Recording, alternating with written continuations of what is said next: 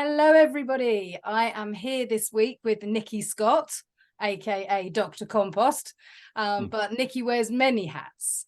And so welcome, Nicky. It's good to have you here on the Solutionists podcast. Great to see you, Nicola. Yeah. Yeah. So I know you've spun many plates and are most known for your work with compost. And how many books have you written on the subject? How long have you been? Only 3 so far. But do you think there is a bit of a kind of a compost revolution going in? Are you feeling that more people are starting to kind of get the importance of why do we need to? Yeah, absolutely. Absolutely. I mean, when I first started, I became the Devon Community Compost Network coordinator. But before I was that job, I was ringing up. In fact, I rang up the local authority and said something about starting a community composting project. And the local authority officer just sort of burst out laughing and thought it was a prank call at first. And then when he realized it wasn't, that I was deadly serious and I just needed help and support of the council, it got I did actually, they then bent over backwards to help me, but it was sort of dismissed as a bit of a joke. This is back in, that would have been early 90s, early mid 90s. But now, yeah, there's so many people, there's such a whole new generation really of people. And as you know, around where you are, in Brighton, Sussex, Bristol, Scotland, Forest, all over the place, there are loads of younger people who are doing, especially dealing with food waste composting. And in fact, when I first started with food waste composting, we went to have a look at a project in at Skegness, actually in Lincolnshire. And the woman that showed us, very good project, but she said the one thing you don't want to do is food waste. You know, don't do food waste. It's horrible, it's smelly, it's disgusting. So I immediately thought, I hate being told what not to do. So I immediately thought, right, I'm going to do food waste composting. That's going to be my goal. I'm going to crack that one. If it's tricky, you know, more difficult it is, the more like a challenge. I like a good challenge. So Me too, me too. I know you do. So what do you think has been the shift? Why are people getting interested in composting? And what do you think are the main selling points of composting? Well, obviously they've all read my books, haven't they? I don't know. I think it's a combination of things. People are much more environmentally aware. It's something that you can do. You can actually take agency over. You can have power. You know, got the ownership of it, so you can just do it.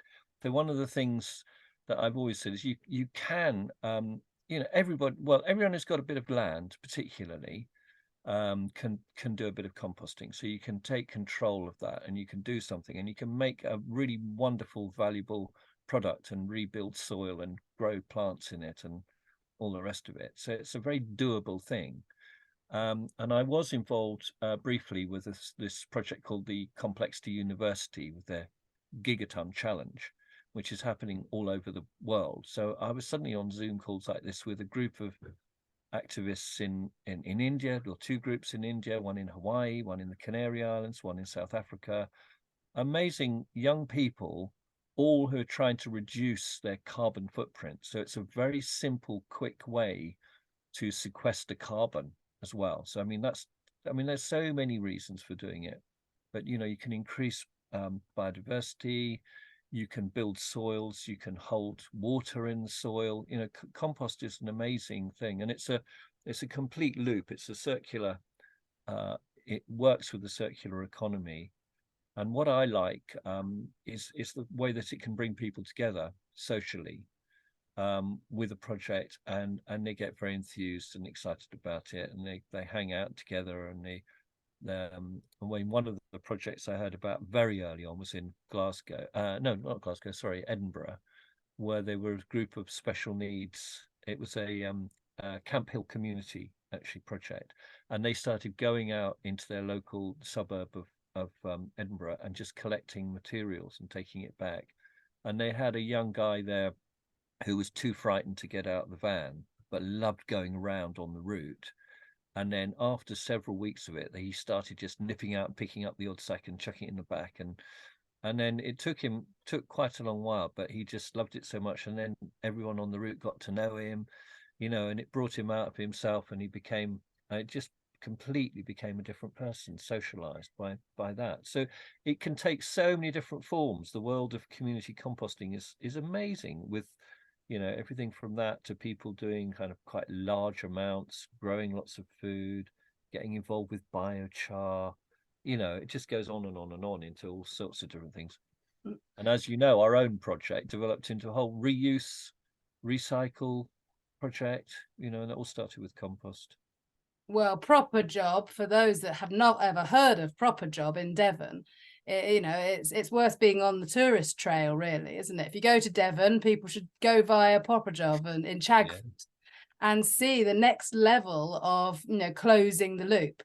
So when we talk about, yes, got food waste, but what about all the rest of the waste that we get, whether that be our clothes or our old dishes that we don't want anymore, and all the rest of it that could actually be going to other homes and continue in that cycle. And you remind me, on the back of my compost door, I have visitors coming here, and on the back of the door, I've got this nice little diagram, and it starts off with a person sitting on the compost toilet, and there kind of goes this like pile of compost, which goes to the apple tree, and then the apple tree creates the apple, which you eat, and then that goes back into the toilet. And this very physical, visual image of that closed loop system.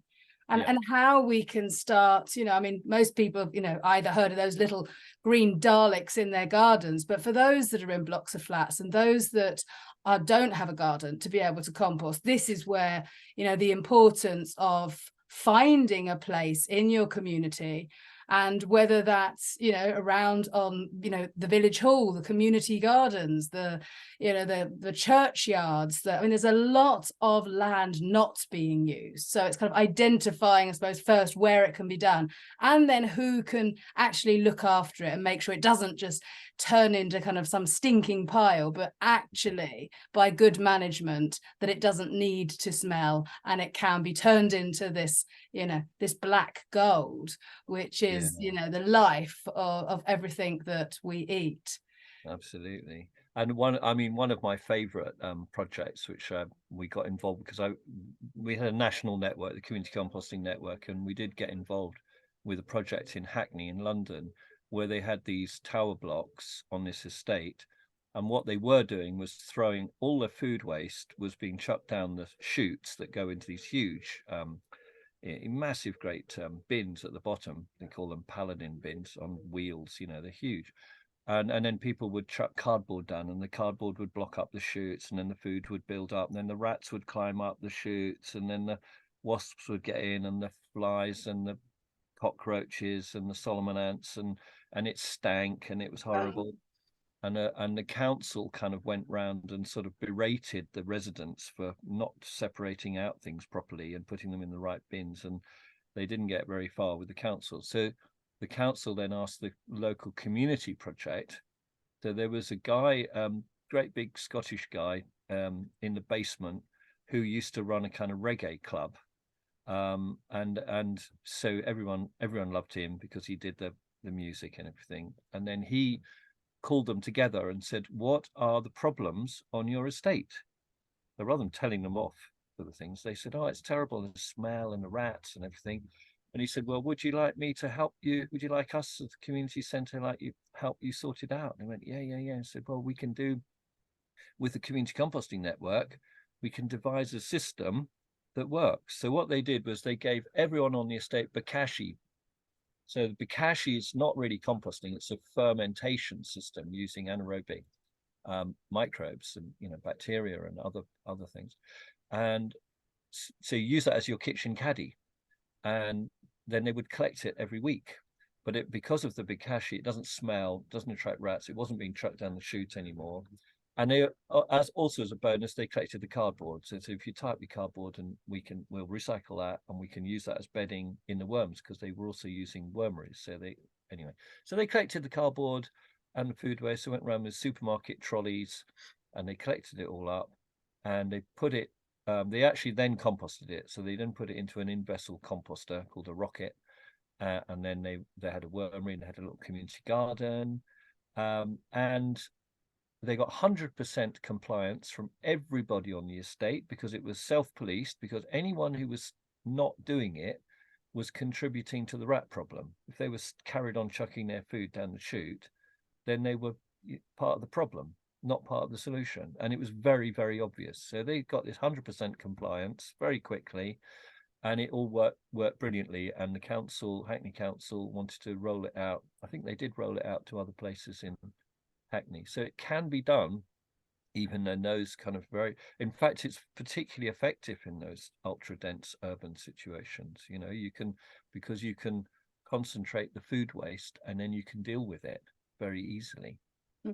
And there's so much that can be composted, isn't there? I mean, at the moment, we think of just composting food waste and garden waste, and most people just want to get rid of it. And I mean, I live in a really rural area, and it amazes me that everybody puts out their brown bins, and they've all got gardens. There's no reason why people can't be doing their own compost, but this idea of send it away, rather than actually, dealing with it yourself on site. But, I mean, whether it's the supermarkets, I mean, what's happening to all the food waste that, is it being composted? Is it going through to anaerobic digestion, where we can not only make compost, but also make gas? Or is the whole lot just being mixed up and thrown into landfill, which then, of course, just breaks down into all this methane gas? And so, the trapping of, the potential of converting it and using the gas. There was a great, can't remember who it was that designed it. It was going to be like a prototype for some kind of Eden project, which was naturally heated. And it was somewhere up north. And it was an old landfill site. So they'd put all this food waste and all this mixed stuff, and it was creating this huge amount of methane.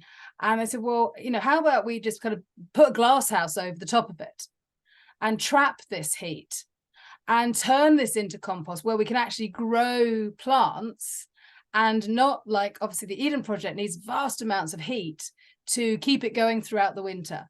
So to start with, they thought, well, we could turn these landfill sites into natural heating greenhouses, which then went on to go, well, hang on, maybe not, we don't just do it on landfill sites, but could we be breaking it down and keeping that warmth, which, like they used to do back in Paris, and grow pineapples and all sorts of things, because they used the horse manure and the compost, which generates heat, to actually naturally be able to kind of like heat the beds to be able to grow. So the knowledge has been around for a long time. But we've kind of, in this last, few decades, we're just so fixated into the throw it away, send it away. And we don't pay that price of actually all of the trucks that are driving around, Exactly. The externality. One of the books I've got here, this is my compost collection of books here. One of the books I've got there is Farmers of 40 Centuries, which was looking at how farmers in Japan, China, and Korea, this guy went round at the turn of the last century, so the early 1900s, looking at how they dealt with their human waste. So they were composting absolutely everything. So and making these big piles. And in fact, in China and places, they would put up sort of compost toilets around their fields and encourage passers-by to use them, because it was so valuable. They'd almost pay them to come here. Give their deposits. Give you a deposit. So, but what I was going to say, just going back to the supermarket bit you were saying, I think we get things upside down. So when I do talks, at my very first slide when I do a talk, it says composting is the last thing you should do. And what I mean is that, you should consider all alternatives first. Like, why is that food being thrown away from the supermarket in the first place? Why are the supermarkets turning down perfectly good food from farmers in the first place? Because an awful lot of food, probably the most food, gets wasted even before it's gone into a supermarket or shops. It's rejected by the buyers, supermarket buyers, and is ploughed back into the land. I mean, it's really shocking how much food is wasted.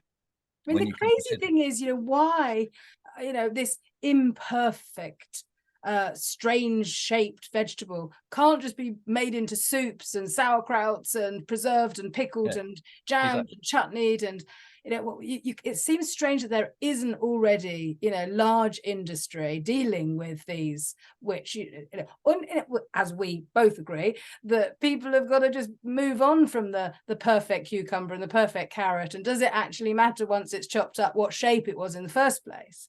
Yeah. But this idea of perfection.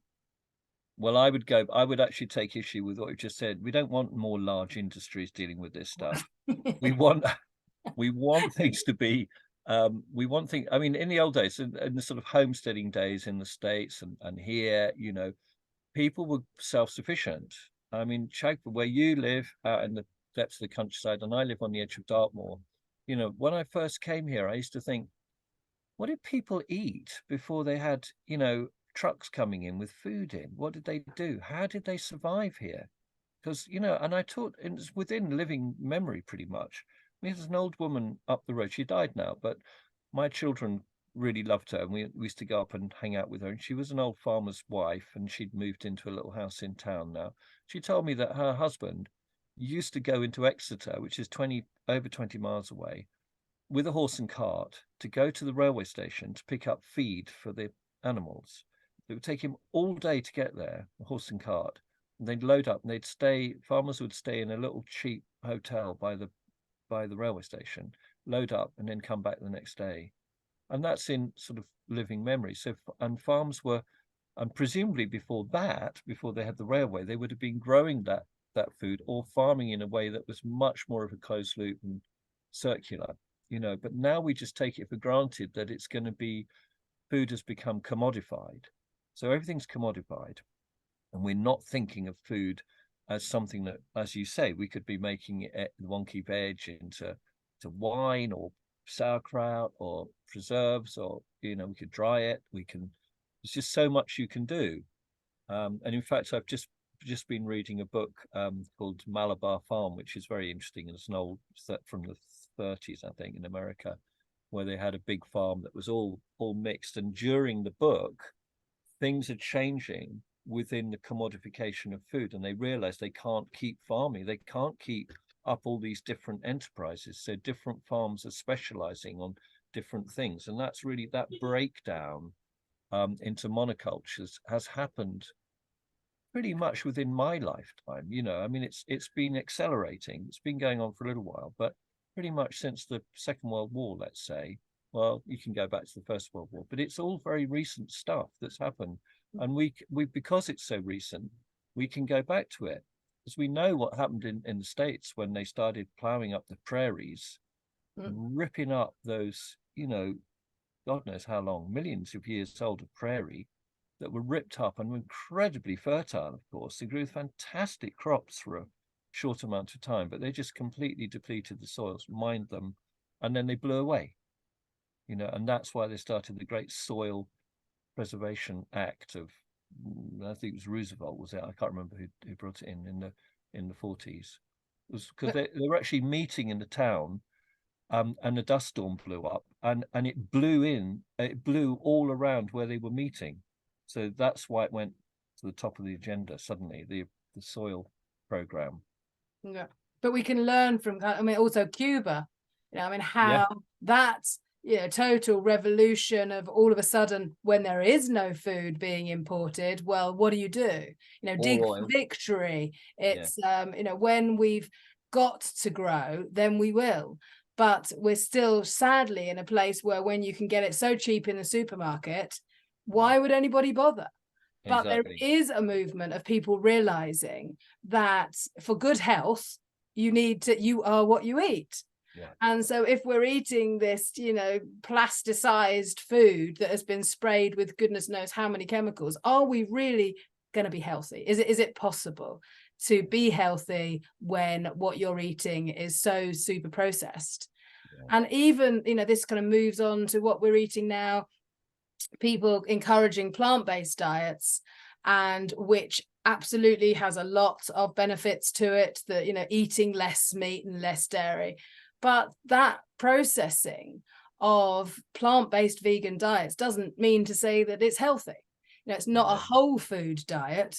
It's still a processed diet. And I've spoken to you before, Nicky, and told you about my concern about the vegan processed diet is the cutting down of the Amazon rainforest to grow taro to be used in plant-based foods. So it's a story that we have to be really aware of where our food comes from. And when it's processed, it's very difficult to understand where that food does come from. So yeah, I think it's vital. It's something which unites everybody, is the food we eat and the waste that we create. And it wasn't that long ago, really, was it? I mean, you would not throw food away, and it's still in many, many places around the world. The concept of throwing food away just wouldn't happen, because anything that you've got that's on the turn, you chuck it all in and make a massive soup. So you wouldn't make any waste. Exactly. And it does go down to back to this commodification of food, because because food is too cheap. We don't pay the real cost of food, and in the same way we don't pay the real cost of clothing, because we're doing it at the cost of the soil, at the cost of the environment, as you well know, and all these things. And I did a theatre show about this back in the early 80s. We wrote a theatre show which was based on Food for Beginners, really, which is a great book, graphic book, and Food First as well, two books that we based it on. And you've also got resources for any schools that are wanting to set up their own kind of school composting. For composting, we've written a whole composting curriculum for that, which is so important, because I mean, a lot of people do, oh no, we can't have it because of rats, full stop, and they don't look any further into it. So to know that the resources are out there that people can look into. So we've spoken about waste, we've spoken about recycling. Meadows, you're also involved in, the sheep-wrecked Dartmoor, and seeing how we can bring back more wildflowers. And I know you were very involved with the churches around. And again, I think, it's really funny, because they used to, with the churchyard, for instance, they used to, my wife Yuli, she had her studio was right on the edge of the churchyard for quite a while, and it used to drive her mad, because they'd come out, the landscape people, the contractors for the church and the council, would come out with their strimmers and spend days just blasting everything with their strimmers. And it's a big churchyard, and they'd just go for days on end, drive her mad with the noise. It's a horrible noise anyway. Blast everything. They wouldn't pick up anything, so it was all just splattered everywhere and left there.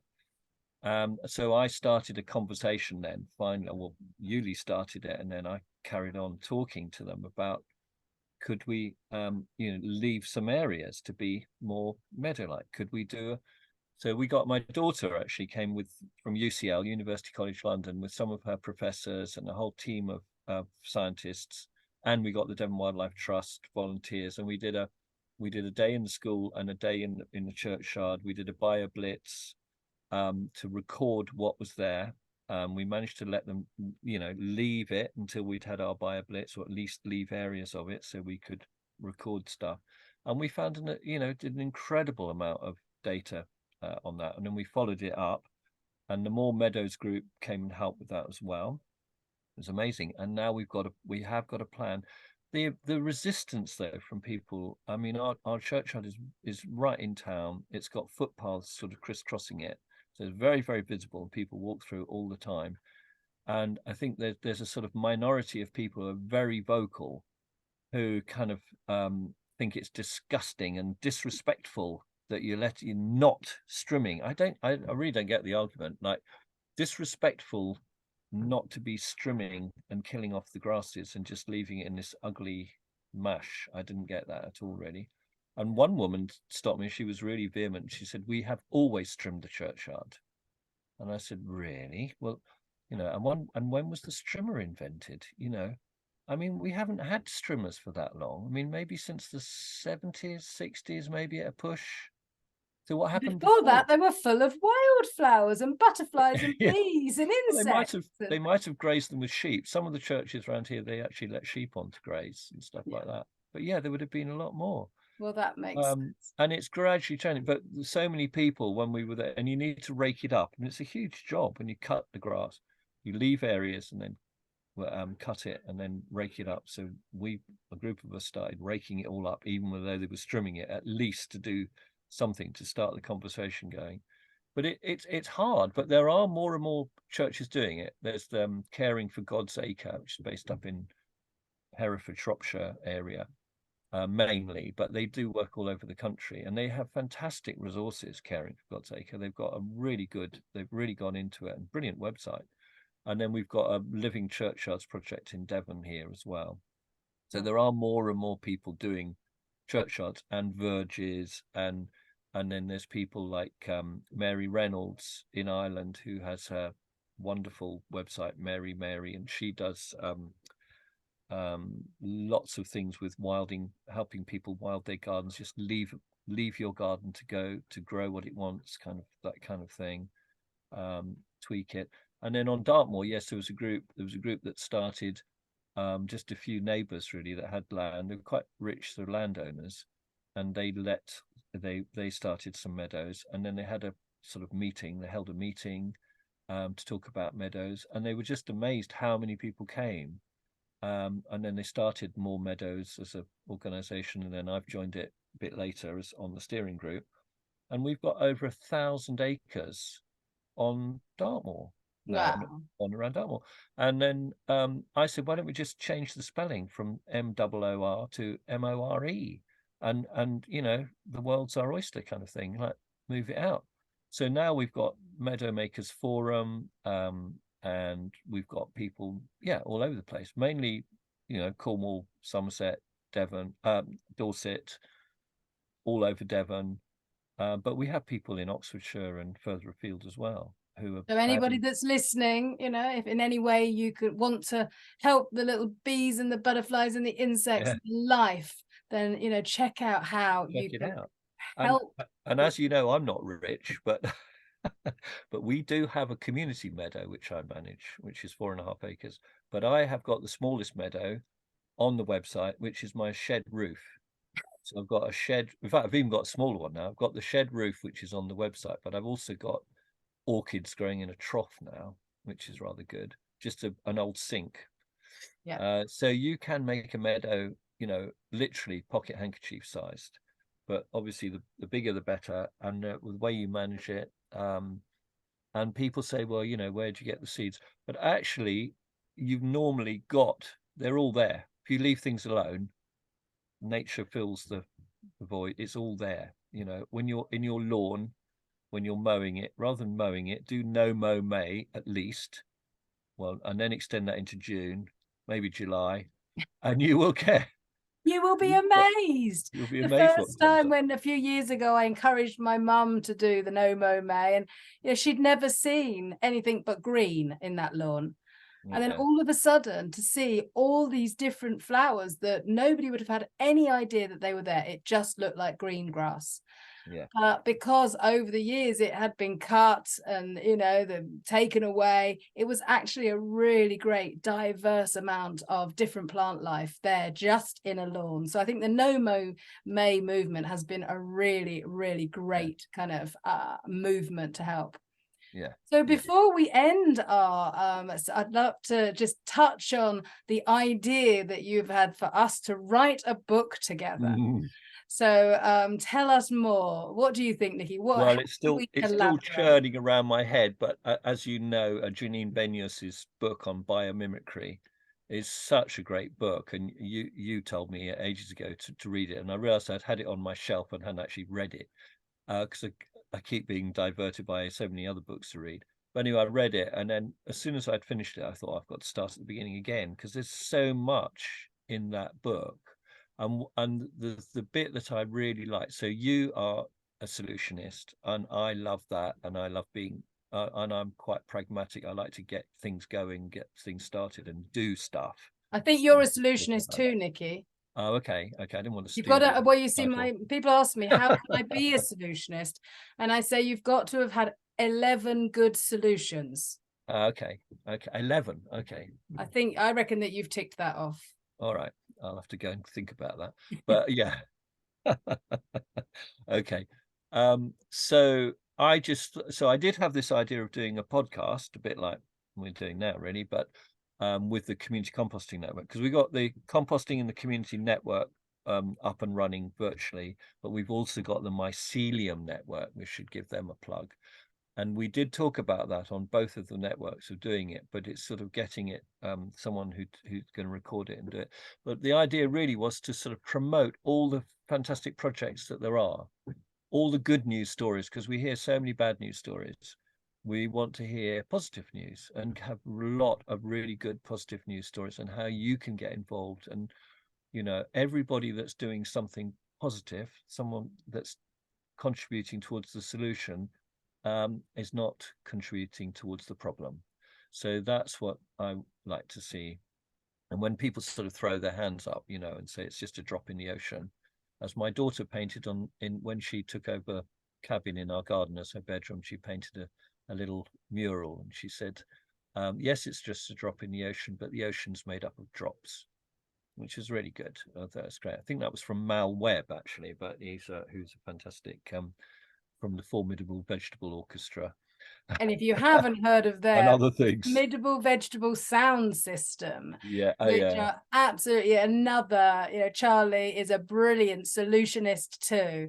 yeah. And I think that, you know, when people hear about permaculture and they say, oh, what is it? Or I can't afford the course, or I can't go along. And I said, just listen to the Formidable Vegetable Sound System. Yeah. And each song is a solution. Each song is a permaculture principle. Yeah. And so these are the ways that we can share our knowledge, share what we've been doing, share what others have been doing, and, you know, get inspired ourselves to say, well, okay, what am I interested in? And, you know, see how we can start rolling that out. Yeah. So thank you, Nicky, so much for coming along and having a chat. And I will put all the links on afterwards to all your great work. And thank you again so much. Well, thank you for asking me. It's always lovely to see you again, Nicola. Yay. Okay. Bye-bye. Okay. Bye.